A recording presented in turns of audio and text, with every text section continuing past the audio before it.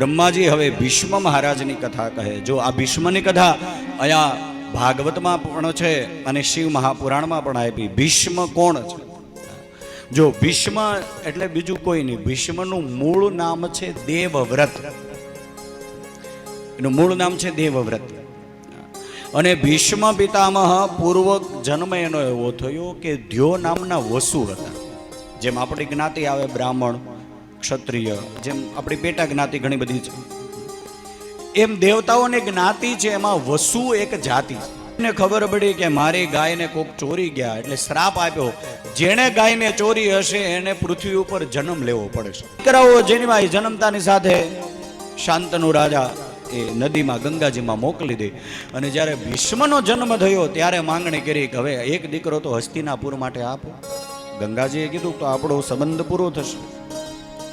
અને એ જ ભીષ્મ પિતામહ